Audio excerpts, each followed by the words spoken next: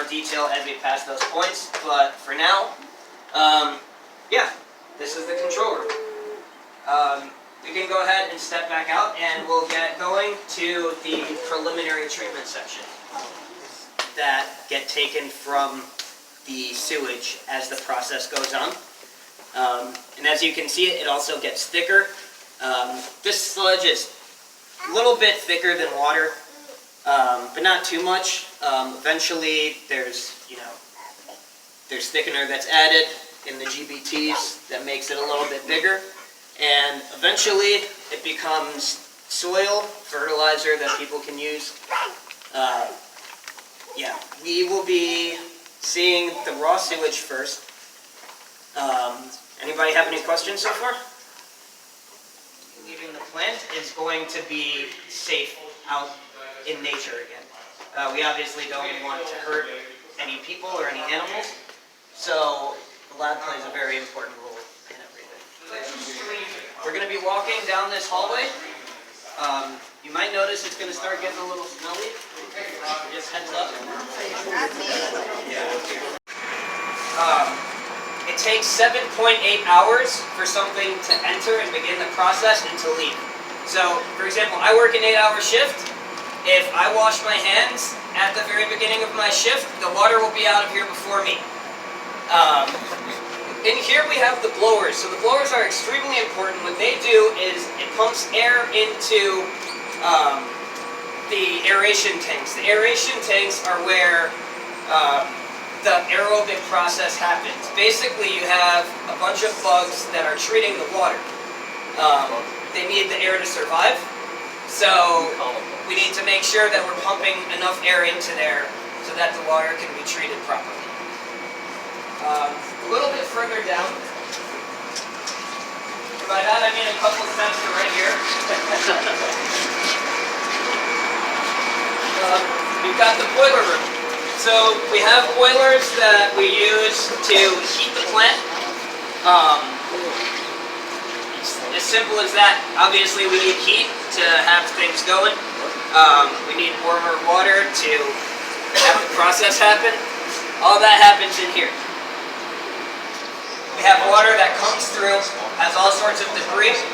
It goes through a coarse screen to remove larger objects. I'm sure you all remember there was a tire that popped up in the video. So this prevents tires from ending up in the water. After that, it goes through a fine screen where smaller things are pulled out. That might be, wrappers, pieces of paper, that sort of thing. The water also passes through something that we call a grid chamber. And the grid chamber's purpose is to slow the water down. When the water slows down, it allows all of the heavier sediments and whatnot to fall out. That is collected and brought downstairs, where it is eventually moved into waste. But once all that happens, it goes to the raw sewage pumps. The raw sewage pumps are going to pump a tremendous amount of water up so that we can have gravity just do its thing and allow the water to run through the entire plant and go through the process. On average, we try to pump about 30 million gallons per day, but the plant is made to treat 50 million. That will happen, of course, when we have heavier rains. If there's a bunch of snowfall, the ground is frozen, and then rain comes afterwards, something like the end of spring, you'll actually end up with a tremendous amount of water. And the raw sewage pumps pump all that to be treated. Anybody have any questions? And that right there is one of the motors off our raw sewage pumps. Yeah. And if you go down a little farther down, that's one of the pumps itself with the impeller and shaft and bearings. Just for... So somebody asked what happens in the winter time. So in the winter time, for the most part, I haven't seen any issues. I've been working as a TPO for 1 year. Usually things are okay in the winter. I have heard that there's times where ice will form near or on some of the tanks, but everything has pretty much been business as usual come winter time. Advanced degree helps. when I first came here, I didn't really know much about the wastewater treatment process, much like you guys. I'm sure that there's people in this line that thought that here at the district, we treated drinking water. I didn't know that we didn't until after I started my first position here 3 years ago. So it definitely, is a process that takes time to learn. And it is very cool to just see how the different sorts of sciences come together in this process. So I wanted to stop right here because over in this building, right behind us, with the giant windows, that's where we have the GBTs. So what happens is, we'll get to it a little bit later, but we have waste-activated sludge that comes through here. And it goes into the GBT rooms where it's thickened into more of the soil. And then that is mixed with the primary sludge and will eventually become digestic sludge. These giant domes do not store grain. That is where all the digester sludge is. So what will eventually happen with that, it sort of cooks. The digester is treated anaerobically, meaning that there's no oxygen that's in there, and that eventually, is turned into soil. So this is the primary tank. Once the raw sewage is pumped up, this is going to be its first stop. Over here, we just let the water move around, let particles settle out. A lot of times you still have thicker particles. This gets rid of some of that excess sludge. On top of the tank we have a skimmer arm. The skimmer arm goes around and just sort of sweeps up any sort of crud that's on top. Some of the things that'll normally be on top will include things like fats, oils, and greases. That stuff obviously, oil and water don't mix. So if we didn't have the skimmer, then this would just be covered with all sorts of garbage. Right here we have a weir. This is where the more treated water comes. So after it's been treated a little bit, it falls into this weir. The weir then leads to a hole which is going to be taking it to our aeration tanks. We're going to walk by our aeration tanks quickly. They're over there. Does anybody have any questions? I know it's kind of loud for me at least. Do you ever use both of them at the same time? Over there? Yeah. Yeah, so over here at this pump house 1, we have 4 primary tanks. Right now, we don't have as much water, so we're only using 2 of them.